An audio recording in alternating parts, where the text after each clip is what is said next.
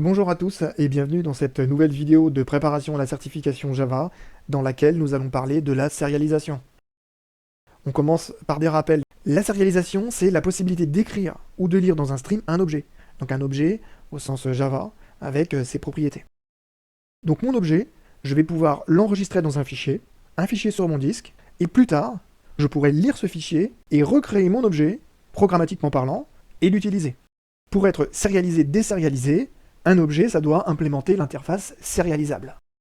Une classe, elle est sérialisable si elle implémente java.io.serializable, et si toutes ces variables d'instance elles-mêmes aussi sont sérialisables. Puisqu'un objet, c'est souvent une grappe d'objets. Un objet, ça contient d'autres objets qui, eux, possèdent également leurs objets, tout ça dans des propriétés, donc on a une grappe. La plupart des types courants, ils sont sérialisables. Les champs qui sont transientes et statiques, donc ce sont des mots-clés de Java, ils ne sont pas sérialisés. On considère comme une bonne pratique de déclarer un champ statique final long serial version UID pour versionner la classe, et éviter par exemple de désérialiser un objet qui serait associé à une ancienne version de la classe, puisque dans le temps, le code des classes, on le modifie. Donc on peut considérer que sur plusieurs versions de notre programme, on a plusieurs versions des classes. Mais revenons au stream. Donc la sérialisation, c'est une problématique de stream, puisque l'objet, on le sérialise dans quoi? On le sérialise via un stream. Notre objet, on va le sérialiser, on va l'écrire dans un fichier, et pour l'écrire dans un fichier, il nous faut un output stream.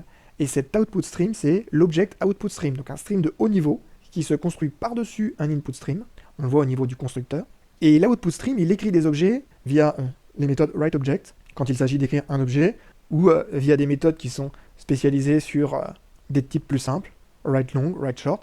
Mais retenons bien le writeObject, dont la signature est ici, et qui est une méthode final. Avec cette méthode, on va prendre un objet, on va le sérialiser, donc on va le transformer probablement en un contenu binaire ou un contenu textuel, et on l'écrit dans un stream, donc dans un fichier ou autre chose. Quand un objet ne peut pas être sérialisé, une IOException est émise. Précisément, c'est une not serializable exception. Et ça va être quand l'objet, il n'implémente pas serialisable. On écrit avec un output stream, mais on va lire avec un input stream. Et là, on a le object input stream. La méthode, c'est plus une méthode write, c'est une méthode read. Donc retenez bien la signature. On a readObject qui renvoie un object et qui peut techniquement émettre une IOException ou une class not found exception. Donc la class not found exception, c'est si la classe de l'objet qu'on a sérialisé, on ne peut pas la trouver au moment de la désérialisation. On a invalid class exception si y a un problème avec cette classe. La classe a bien été trouvée, mais c'est pas spécialement compatible avec de la désérialisation. On a d'autres exceptions, je vous laisse les lire. Si la fin du fichier est atteinte, c'est pas -1 qui est retourné, puisqu'on est sur des objects en sortie, on a une exception de type end of file exception, qui elle-même est une new exception. Une petite règle que j'ai mis tout en bas, qui mériterait peut-être qu'on s'y penche un peu, elle est un peu perdue tout en bas du slide, donc c'est que quand on va désérialiser, puisqu'on crée un objet, on doit appeler un constructeur. Et là, la règle, c'est que le constructeur qui est appelé, c'est le constructeur sans argument du premier ancêtre non sérialisable. Puisque notre classe, elle peut être sérialisable, mais avoir un parent qui ne l'est pas, et même en remontant tous ses ancêtres, on arrivera bien sur object, et object, que je sache, c'est pas sérialisable. Prenons un exemple. On considère les classes A et B suivantes. Que se passe-t-il si j'essaie de sérialiser un objet de la classe A que j'ai créé avec new A? Ma classe B, elle contient rien, mais la classe A, elle a bien des membres. Elle a un entier I, un long L, et un objet de type B qui s'appelle B. Quand on essaie de sérialiser, il ne se passe rien, parce que A, il n'est pas sérialisable. Donc on va surtout générer l'exception not serializable exception. Donc maintenant, si j'ajoute l'implément sérialisable, avec bien sûr les imports qui vont bien dans le fichier, qu'est-ce qui se passe? La classe A, elle est toujours pas sérialisable parce que B, il l'est pas. Donc souvenez-vous, pour être sérialisable, il faut implémenter sérialisable et il faut aussi que toutes nos propriétés soient sérialisables. On rajoute implément sérialisable pour la classe B, et là, c'est bon, on est sérialisable. Donc on va pouvoir sérialiser l'objet. Mais quelles valeurs auront I, L et B après avoir été sérialisé, désérialisé?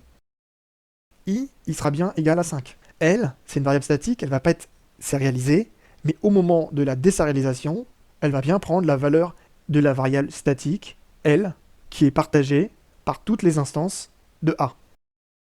B, il va bien être désérialisé et retrouver la valeur qu'il avait avant sérialisation Mais entre nous, ça va être un peu difficile à voir, puisque notre classe B, elle contient aucune propriété. Mais B, c'est pas une variable statique, il n'est pas transiente, donc il a été désérialisé. En tout cas, on n'aura pas nul. Maintenant, on rajoute transiente pour I et pour B. Alors, comment ça se passe?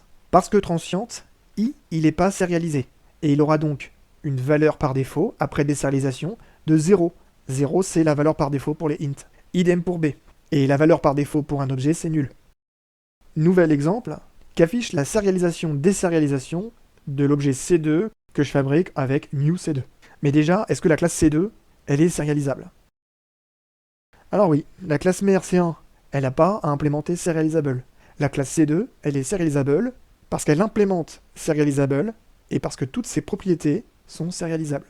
En particulier, C qui est hérité. Et donc, qu'affiche la désérialisation de C2 égale new C2? Alors ça affiche ça. C2, entre accolades, C égale 0. Au moment de la sérialisation, c'est pas le constructeur de C2 qui est appelé. C'est le constructeur du premier ancêtre non sérialisable. Et là, c'est C1.